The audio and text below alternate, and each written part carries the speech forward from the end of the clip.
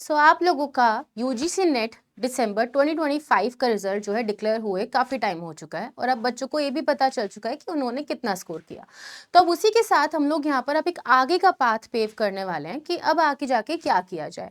तो उसी के लिए आप पीछे देख सकते हैं, यहाँ पर लिखा हुआ है कि पीएचडी का एडमिशन नोटिफिकेशन 2026-27 सेशन का आ चुका है अलीगढ़ मुस्लिम यूनिवर्सिटी का, जिसके डेट्स एक्चुअली 1 फेब से ही स्टार्ट हो चुके हैं एप्लीकेशन फॉर्म्स।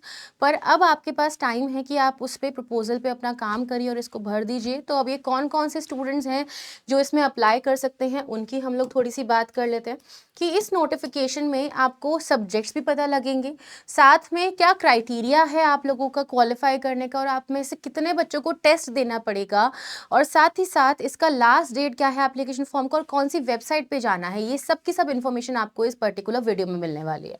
तो सबसे पहले हम लोग यहाँ पे बात करते हैं कि आपके सब्जेक्ट्स कौन कौन से हैं। ठीक है, तो सबसे पहले आप देख सकते हैं कि इकोनॉमिक्स है, ठीक है, and then education, history, human rights, Islamic studies, library and information sciences में सीट्स हैं, mass communication, political science, psychology, physical education, public administration, social work, sociology and women studies. एक बात और ध्यान रखिएगा कि अगर आप लोग यहाँ पर किसी अपने मेजर सब्जेक्ट में अप्लाई नहीं करना चाहते हैं तो it is a suggestion from my and. Although आप लोगों की फीस जो है वो अच्छी खासी है, प्रोसेसिंग एज एन की 1000 रुपीज़ आपको पर सब्जेक्ट पे करना पड़ेगा पर फॉर्म के लिए, हर एक सब्जेक्ट में अप्लाई करने के लिए। पर जो बच्चा यहाँ पे सोशियोलॉजी का है वो सोशल वर्क में भी अप्लाई कर सकता है, ठीक है, या फिर आप किसी और डिसिप्लिन में, अगर आपका अलाइड है तो आप उसमें भी अप्लाई कर सकते हैं। अलाइड एज इन जो आपसे मिलता जुलता डिसिप्लिन है, जो आपके थेरेटिकल एप्लीकेशन को प्रैक्टिकल में कन्वर्ट कर रहा हो, ठीक है। तो ये आप लोगों के सारे सब्जेक्ट्स की लिस्ट है और आप इसके अंदर देख सकते हो कि आपकी लास्ट डेट क्या है, ठीक है। पहली चीज़ तो ये कि फॉर्म की जो ओपनिंग है वो 1 फरवरी से हो चुकी है, ठीक है। एंड साथ ही साथ जो लास्ट डेट है विदाउट लेट फीस की बात करें तो 5 अप्रैल को इसकी लास्ट डेट है अप्लाई करने की। For all the subjects it is the same date. और अगर आप लेट फीस के साथ अप्लाई करते हो विच मीन्स कि आपको 1000 की जगह 1300 या 1300 रुपीज़, 300 रुपये जो आपकी लेट फीस है, ठीक है, उसे मिला करके देने पड़ेंगे जैसा कि यहाँ पर लिखा हुआ है। तो आप उसको यहाँ पे 12 अप्रैल तक अप्लाई कर सकते हैं इसी साल। तो बहुत लेट मत करिएगा, जैसे आपका प्रपोजल बन जाए आप इसके लिए अप्लाई करिएगा। बट सबसे पहले आपको ये देखना है कि आपकी एलिजिबिलिटी इस एग्जाम के लिए किस टाइप की है, ठीक है। तो 2-3 चीज़ें समझनी पड़ेगी आप लोगों को। एक तो आपकी एजुकेशनल क्वालिफिकेशन प्लस आपका नेट जेआरएफ जो क्वालिफाई हुआ है उसके बेसिस पे, ठीक है। तो सबसे पहली चीज़ यहाँ पर आपको ये समझना है कि या तो आपके पास जो मास्टर्स है, ठीक है, आपकी जो मास्टर्स है वो यहाँ पे 2 साल की हो, ठीक है, यस 2 साल, ये तो हम लोग जानते हैं।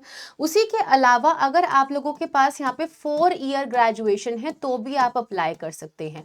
लेकिन दोनों में मार्क्स का जो क्राइटेरिया है वो बहुत ही अलग अलग है, क्योंकि जो एमए है 2 साल की उसमें आपके 55% कम से कम आने चाहिए, जो कि हम यूजीसी नेट में भी ये क्राइटेरिया देखते हैं। लेकिन अगर आपके पास 4 साल की ग्रेजुएशन है तो आप लोगों को यहाँ पे 75% जो है स्कोर करना पड़ेगा, जैसा कि यहाँ पर लिखा हुआ है, ठीक है। तो अगर आपका 75% एग्रीगेट बन रहा है 4 साल की ग्रेजुएशन में तो आप अप्लाई कर सकते हो, ऑलराइट। लेकिन हाँ, उसके लिए अब 2 तरीके हैं। 2 तरीके क्या हैं कि पहला तो ये कि आपको एडमिशन टेस्ट देना पड़ेगा, और जो कि मोस्ट ऑफ द बच्चों के लिए यहाँ पे लागू होगा। और क्यों होगा मैं अभी आपको बता देती हूँ। एडमिशन टेस्ट आपका यहाँ पे 2 लेवल पर होता है। पहला तो आपका रिटन टेस्ट है, ठीक है, लिखित में, जिसमें आपका सबसे पहला जो पार्ट होगा सेक्शन ए वो यहाँ पर रिसर्च एप्टीट्यूड और मेथोडोलॉजी का होगा, जिसमें आपके 40 मल्टीपल चॉइस क्वेश्चंस होंगे। और उसके बाद आपका होगा सेक्शन बी जो आपके सब्जेक्ट से रिलेटेड होगा। लेट्स से कि फिर अप्लाइंग फॉर सोशियोलॉजी तो आपके इसमें 40 क्वेश्चन जो है सोशियोलॉजी के होंगे। तो 2 सेक्शंस में ये डिवाइडेड है। Once you will qualify this तो फिर आपका यहाँ पे एक प्रेजेंटेशन कम इंटरव्यू होगा, जहाँ पे ऑब्वियसली आपको अपने टॉपिक को डिफेंड करना होगा, आपके प्रपोजल को डिफेंड करना होगा कि क्यों आपको लिया जाए वहाँ पे और क्यों आप एक सुटेबल कैंडिडेट हो। अब ये क्यों मोस्ट ऑफ द केसेस में अप्लाई हो रहा है उसकी बात यहाँ पे कर लेते हैं। यहाँ पर एक लाइन लिखी हुई है, ठीक है, जो कि आप ध्यान से देखिएगा कि only those candidates who qualify for fellowship in UGC net, UGC CSIR.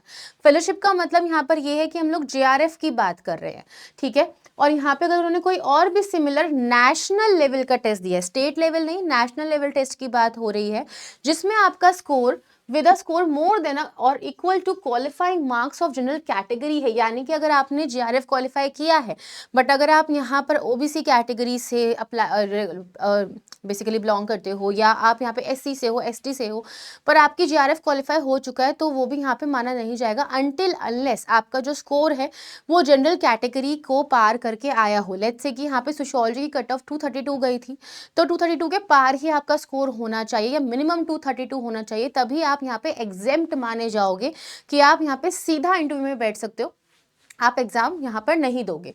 लेकिन जो भी बच्चा यहाँ पर अब जीआरएफ क्वालिफाई नहीं करे हुए है, ठीक है, या फिर उसका equal to general category JRF का स्कोर नहीं है, ठीक है, जस्ट बिकॉज की कैटेगरी में है वो, तो उसको यहाँ पे एग्जाम देना पड़ेगा। किस तरीके से? इसी पर्टिकुलर प्रोसीजर से। ऑलराइट, तो ये आप लोगों के दो तरीके हैं यहाँ पर घुसने के लिए, ठीक है। अब यहाँ पर बात आ जाती है ये कि हम लोग इसको कैसे अप्लाई करें। तो आप इस लिंक को देख पा रहे हो, amucontroller.exams.com। यहाँ पे आपको पहले करना पड़ेगा अपने आप को रजिस्टर, वन टाइम रजिस्ट्रेशन होगा। एक बार आप रजिस्टर कर दोगे तो आप उसके बाद उसी पर्टिकुलर रजिस्ट्रेशन पे मल्टीपल सब्जेक्ट्स के लिए अप्लाई कर सकते हो अगर आप करना चाहते हैं तो एक बार मैं दिखा देती हूँ कि ये लिंक कैसा दिखता है। तो आप यहाँ पे इसी पर्टिकुलर लिंक के बेसिस पे गूगल पे सर्च करके जाएंगे, ठीक है, और यहाँ पे आपको एडमिशन के सेक्शन में गाइडलाइंस दिख जाएगी कि कौन कौन से फॉर्म्स जो हैं वो अवेलेबल हैं। ये आपको यहाँ पे रीडायरेक्ट करेगा इस पर्टिकुलर सेक्शन पे जहाँ पे आपको एप्लीकेशन फॉर्म्स पे क्लिक करना है, ठीक है, जहाँ पे आपको सारा का सारा इन्फॉर्मेशन देखने के लिए मिल जाएगा। ऑल्दो यहाँ पे लॉगिन लिखा हुआ है, बट आप साइन अप पे क्लिक करेंगे तो साइन अप करके आप लोगों के पास रजिस्ट्रेशन का ऑप्शन आ जाएगा, ठीक है। तो this is how simple it is.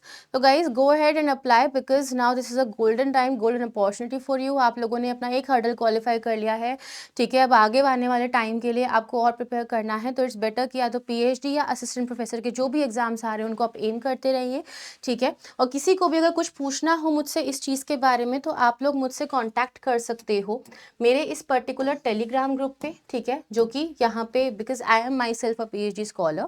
And अगर आपको कोई भी क्वेरी होती है एप्लीकेशन फॉर्म को फिल करने में या रिसर्च प्रपोजल को बनाने में, तो आप इस क्यूआर कोड को स्कैन कर लीजिए। यहाँ पे we can communicate about all the things जो भी आप जानना चाहते हैं। So thank you so much everyone, this was it about today's session.